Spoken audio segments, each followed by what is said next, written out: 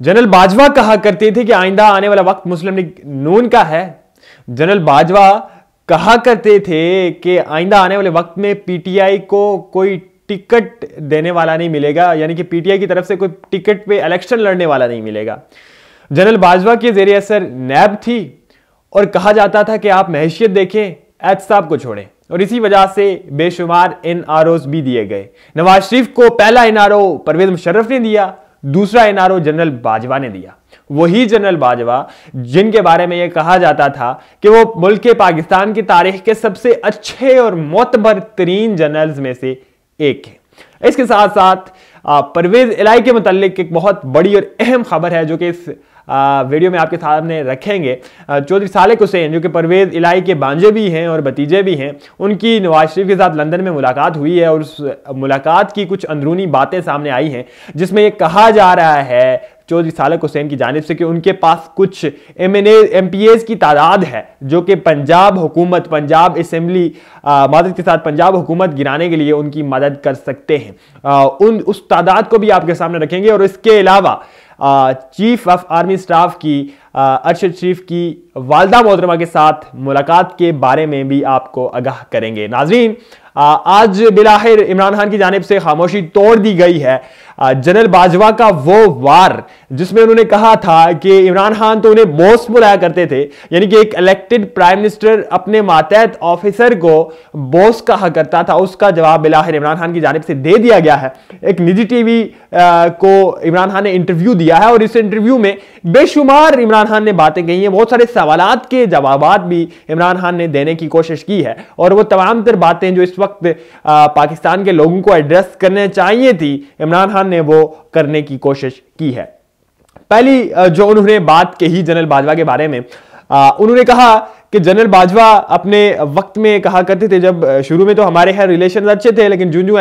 Relations बिगड़ने लगे और रिलेशन बिगड़ने की जो वजह बनी वो पंजाब हुकूमत थी। पंजाब हुकूमत के बारे में जनरल बाजवा चाहते थे कि मैं अलीम खान को वज़ीर आला बना दूं, लेकिन अलीम खान को मैं कहा करता था कि अलीम खान जो है उसके ऊपर कुछ चार्जेस हैं, करप्शन के चार्जेस हैं, कुछ इल्ज़ामात हैं, मैं उसे वज़ीर आला नहीं बना सकता। और दूसरी तरफ वज़ीर आला जो मौजूदा वज़ीर आला हैं परवेज इलाही, वो भी इस बात पे कायल नहीं होते थे कि अलीम खान को वज़ीर आला बनाया जाए। सो मेन फूट की जो वजह थी, अब किसी हद तक इमरान खान की जानिब से भी ये मान लिया गया है, तो वो वज़ारत आला पंजाब ही थी, यानी कि उसी मामले से दोनों शख्सियात के माबेन जो है वो फूट पड़ी थी। इमरान खान ने एक और बहुत अहम बात आज की अपने इंटरव्यू में बताई है, एक बहुत बड़े और अहम राज से पर्दा उठाया है। वो ये कि इमरान खान ने ये बता दिया है, ये कह दिया है अपने इंटरव्यू में कि नैब जो ज़ेरे असर थी वो जनरल बाजवा की थी। डायरेक्टली तौर पर जनरल बाजवा के अहकामात या उनके मुतल्लिक लोगों के अहकामात इमरान खान के बकौल नैब मानती थी और हमें कहा जाता था कि आप महैशियत देखें, एहतसाब को छोड़ें। और इसी वजह से वो समझते हैं, इमरान खान ये समझते हैं कि करप्शन पे कंट्रोल नहीं जो है वो किया जा सका है और जो करप्ट शख्सियात थी, जो करप्ट सियासतदान थे, वो इसी वजह से आज तक खुलेआम, आज तक सरेआम घूम रहे हैं और उसका जिम्मेदार वो जनरल बाजवा को करार देते हैं। इसके साथ साथ उन्होंने ये भी बरमला तौर पर कह दिया है कि NRO 2 देने वाली जो शख्सियत है वो भी जनरल बाजवा हैं। जी हाँ, इमरान खान ने मदद के साथ इस बात का बाकायदा तौर पर अब ऐलान कर दिया है जो अपने वो दौरे हुकूमत के आखिर में कहा करते थे, जिस तरह से कि मीर सादिक और मीर जाफर इस मुल्क को मिले हैं और जिस तरह से वो इशारों कनायों में बातें किया करते थे, अब वो बराए रास्त ताबड़तोड़ बिल्कुल नाम लेकर हमले कर रहे हैं और वो बाकायदा तौर पर ये कह रहे हैं कि नवाज शरीफ को और दीगर जितने भी लोग जिन्हें NRO 2 दिया गया है, जिन्हें दोबारा माफ किया गया है, उस सारी कार्रवाई का सेहरा जनरल बाजवा के सर जाता है। और सुनिएगा कि कल आने वाले दिन यानी कि एतवार के रोज मियां शहबाज शरीफ के बेटे सलमान शहबाज भी उसी NRO के तहत जो है वो कल पाकिस्तान पहुंच रहे हैं। कल शाम के वक्त वो लंदन से तकरीबन 4 सालों बाद, यानी कि 2018 के आम इंतखाबात से कबल वो पाकिस्तान छोड़ गए थे, लेकिन अब वो दोबारा पाकिस्तान आ रहे हैं और इमरान खान ये समझते हैं कि ये सारी कार्रवाई जो है वो उसी NRO 2 के सेरे जाती है। इसी NRO 2 के जरिए जो है शरीफ खानदान को और दीगर शख्सियात को बख्शा गया है। इमरान खान ने पंजाब असेंबली की तहलील के बारे में भी बड़ी खुल के बात की है और इससे कबल जो खबर आई थी कि चौधरी शुजात हुसैन और चौधरी परवेज इलाही के माबेन तो सुलह हो गई थी, लेकिन जाहिर है बहुत सारे लोगों को शुकूक व शुबहात हैं कि परवेज इलाही विकेट के दोनों जानिब खेल रहे होते हैं, बल्कि वो खेलते भी हैं। उसी सिलसिले की एक और कड़ी थी चौधरी सालेक हुसैन जो कि बेटे हैं चौधरी शुजात हुसैन के और भांजे और भतीजे हैं चौधरी परवेज इलाही वज़ीर आला पंजाब के। उनकी मुलाकात हुई है इस वक्त अब से कुछ देर कबल जो है वो नवाज शरीफ से लंदन में। वो लंदन में नवाज शरीफ से मिले हैं और मिलने के बाद उन्होंने कुछ मीडिया से कोई मामूल की इंटरेक्शन भी की, कुछ सवालात के जवाब दिए, लेकिन जो असली कहानी थी इस मुलाकात की, इस मीटिंग की, वो अगर मैं आपके सामने रखूं तो चौधरी सालेक हुसैन की जानिब से बड़े बाकायदा तरीके से, बड़े शानदार तरीके से नवाज शरीफ को इस बात की पेशकश कर दी गई है कि उनके पास 5 रुकने पंजाब असेंबली मौजूद हैं जो कि इस वक्त पूरी तरह से तैयार बैठे और सिर्फ शुजात हुसैन के इशारे का इंतजार कर रहे हैं कि वो हमें कहें और हम जो है इस हुकूमत के खिलाफ अदम एतमाद ले आए और फिर जो है वो इस हुकूमत का गिरा दें। यानी कि चौधरी शुजात हुसैन के बेटे और परवेज इलाही मौजूदा वज़ीर आला पंजाब परवेज इलाही के भतीजे अपने चचा के बारे में ये कह रहे हैं कि उन्हें इक़्तिदार से हटाने के लिए हमारे पास पूरी तरह से तैयारी है।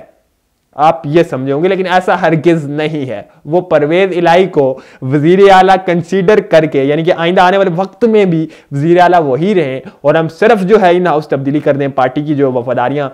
बदल दें और इस तरह से जो है वो इन हाउस ही हम अपना वजीर आला ले आए। और उसके इससे पहली वीडियो में हमने आपको बताया था कि किस तरह से परवेज इलाही को यह ऑफर कर दी गई है कि आप आइंदा आने वाले वक्त के लिए भी वजीर आला रहेंगे अगर आप मुस्लिम लीग नवाज के साथ बैठ जाते हैं, उनके साथ मामलात तय कर लेते हैं। इस पर इमरान खान का भी रद्द-ए-अमल सामने आ गया है। इमरान खान ने यह कहा है कि परवेज इलाही पूरी तरह से तैयार बैठे हैं कि जब भी मैं कहूंगा वो असेंबलियां तोड़ देंगे। और पाकिस्तान तहरीक इंसाफ की जानिब से बार बार यही मौक़िफ़ अपनाया जाता है कि इमरान खान के कहने पर परवेज इलाही बगैर किसी ताअत्तुल के असेंबलियां तोड़ देंगे, लेकिन इमरान खान ने साथ में इस बात का भी एतराफ़ कर दिया है कि परवेज इलाही को कुछ वक्त चाहिए। वो चाहते हैं कि कुछ वक्त के लिए डिले होना चाहिए ये सारा मामला असेंबलियों के टूटने का। सो इस बात पे उस तरफ भी इशारा है, यानी कि जो मुस्लिम लीग नवाज के साथ बातचीत वाला मामला है उस तरफ भी इशारा है। ज़ाहिर इमरान खान ये खुद अगर इस बात का इज़हार कर रहे हैं कि परवेज इलाही चाहते हैं कि असेंबलियां ना तोड़ी जाएं वक्ती, तो इट्स मीन कि ज़ाहिर है परवेज इलाही कोई प्लान बी भी देख रहे होंगे। लेकिन जिस तरह से मैंने पहले भी आपको अर्ज़ किया था कि परवेज इलाही के लिए इस वक्त ये मोर्चा छोड़ना बहुत ज़्यादा नुकसानदेह है, क्योंकि वो ये मोर्चा छोड़ेंगे तो उनकी सियासत का जो है वो कला कमा हो जाएगा, उनकी सियासत पे पानी फिर जाएगा। चूंकि इसकी वो वाज़िया मिसाल खुद इमरान खान अपनी बातचीत में भी देते हैं कि आप देख लीजिए किस तरह से हमारे साथ जिन लोगों ने वफादारियां तब्दील की उनका अवाम ने क्या हाल किया, अवाम ने किस तरह से उन्होंने वोट के जरिए जो है वो उन लोगों को सजा दी है। इमरान खान ने इस बात पे भी रद्द-ए-अमल जाहिर किया है कि आइंदा आने वाले वक्त में परवेज इलाही को दोबारा वज़ीर आला बनाने पे किसी किस्म की कोई कमिटमेंट नहीं हुई है, किसी किस्म की कोई बातचीत अभी तक नहीं हुई है। सो इस बात को अभी तो दूर रखा जाए कि उन्हें आइंदा आने वाले वक्त में, यानी कि इन सेंस के पंजाब में या पाकिस्तान में दोबारा पीटीआई की हुकूमत आ भी जाती है, जो कि अभी तो इस वक्त तक नजर आ रही है आती हुई, अगर आ भी जाती है तो परवेज इलाही को दोबारा वज़ीर आला बनाया जाएगा। इस बात की कोई गारंटी इमरान खान की जानिब से या पीटीआई की जानिब से फिल वक्त नहीं दी गई है।